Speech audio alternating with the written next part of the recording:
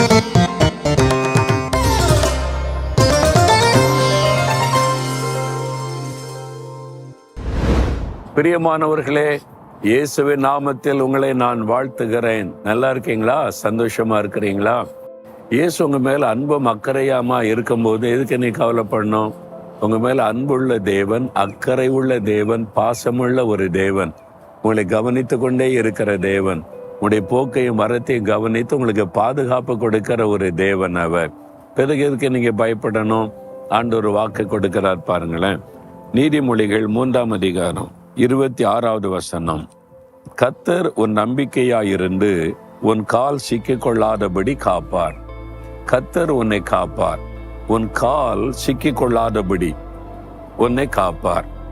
இது கண்ணி.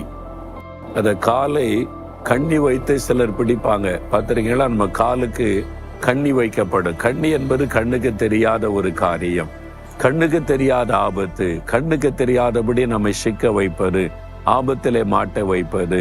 இது பொல்லாத உலகம். நம்மளை எங்கேயாவது கண்ணில் அகப்படுத்தோன்னு சுத்தி திரிகிற ஒரு கூட்டம் மக்கள் இருக்கிறாங்க. அந்த ஆபத்து எங்க இருக்குது, எப்படி இருக்குது, யார் கண்ணி வைக்கிறான்னே தெரியாது. அந்த மாதிரி சூழ்நிலையில நீங்க இருக்கிறீங்களா? சிலரால் அப்படி பாதிக்கப்பட்டிருக்கீங்களா? ஒன்னும் கவலைப்படாதுங்க. அந்த கண்ணில சிக்கி கொள்ளாதபடி கர்த்தர் காப்பார். எத்தனை பேர் கண்ணி வைத்தாலும் உங்களை பாதுகாக்கிற தேவன் உண்டு. கண்ணின்னா தெரியல உங்களுக்கு. அதாவது சில மிருகங்களை பிடிக்க கண்ணி வைப்பாங்க, கூண்டு வைத்தும் பிடிப்பாங்க, கண்ணி வைத்தும் பிடிப்பாங்க. சில பறவைகளை பிடிக்க கண்ணி வைப்பாங்க. நான் கிராமத்துல வளர்ந்த ஆளு. எங்க ஊர்ல நாங்க ஸ்கூல் விடுமுறை நாள்ல நாங்கெல்லாம் சேர்ந்து என்ன பண்ணுவோம்னா, அணில் இருக்குல்ல, அணில், அதை கண்ணி வச்சு பிடிப்போம். அதுக்கு என்ன பண்ணோம், ஒரு வலை மாதிரி செஞ்சு இந்த மாட்டு வால் முடியில தான் கண்ணி தயாரிடும். அது கண்ணுக்கு தெரியாது. அது மாட்டுச்சுன்னா தப்ப முடியாது. அதுல கண்ணியை உண்டாக்கி வச்சு மண்ணில் புதைச்சிருவோம். கண்ணி மாத்திரம் வெளியே இருக்கும், அது கண்ணுக்கே தெரியாது. அப்போ என்ன பண்ணும், இந்த நெல் இருக்குதுல்ல, அதை கொஞ்சம் வறுத்தா ஒன்று மணம் வரும். அதை தூவிட்டா அந்த மணத்துக்கு அணில் இறங்கி அதை சாப்பிட வருமா. அதுக்கு தெரியாது நல்ல ஆகாரம் இருக்குது, மணமா இருக்குது, நம்ம சாப்பிடலான்னு ஆசையா வந்தா இந்த கண்ணில் ஆகப்பட்டுக்கொள்ளும். கால் மாட்டிக்கொள்ளுமா, அவ்வளோதான், தப்ப முடியாது. உயிரோடு அது மாட்டிக்கொள்ளும். நாங்கள் ஓடி போய் அதை பிடிச்சிருவோம். அப்போ தப்பு நினைச்சாலும் தப்ப முடியாது, கண்ணி அகப்படுத்தி விடும். இதே மாதிரி தான் சாத்தான் நமக்கு ஒருவருமா கண்ணி வைப்பான். சில ஆசைகளை காண்பிப்பான், சில தவறான காரியத்தை காண்பித்து, ஆசைவாத்தை காண்பித்து நம்முடைய வாழ்க்கையில் ஒரு கண்ணியை கொண்டு சிக்க வச்சிடணும் அப்படின்னு பிரயாசப்படுவான். பொய்யான குற்றச்சாட்டு சொல்லுவான். கோபம் வரும்ல, ஏதாவது பேசிடுவீங்கள, அதில் அகப்படுத்தலாம் அப்படின்னு நினைப்பாங்க.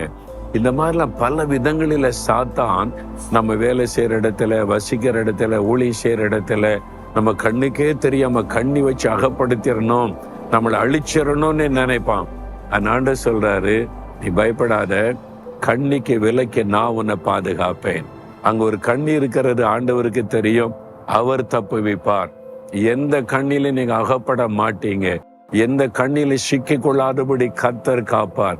பிறகு எதுக்கு பயப்படணும்? என் வேலைக்கு கண்ணி வைக்கிறாங்க, என் பிசினஸ் அழிக்க கண்ணி வைக்கிறாங்க, என் பெயரை கெடுக்க கண்ணி வைக்கிறாங்கன்னு கலங்குறீங்களா? ஒன்றும் பயப்படாங்க. ஆண்டவர் வாக்கு கொடுக்கிறார்ல, எந்த கண்ணியும் உங்களை சிக்க வைக்க முடியாது. கண்ணி தெரிப்பட்டது, நான் விடுதலையானேன் என்று ஒரு தேவ பக்தன் சொல்லுகிறார். கண்ணியை தெரிபட வைக்கிற ஒரு ஆண்டவர்.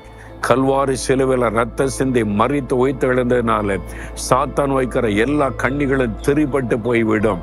நீங்க ஜெயிப்பீங்க, சந்தோஷமா இருப்பீங்க. அதனால மகிழ்ச்சியோட சொல்லுங்க, ஆண்டவரே, எனக்கு விரோதமாய் சாத்தான் எத்தனை ரகசிய கண்ணிகளை வைத்தாலும் இந்த கண்ணிகளை திரிபட பண்ணி என்னை பாதுகாக்கிற தேவனாய் கூட இருக்கிறதற்காய் ஸ்தோத்திரம், ஸ்தோத்திரம். இயேசுவின் நாமத்தில் ஆமேன், ஆமேன்.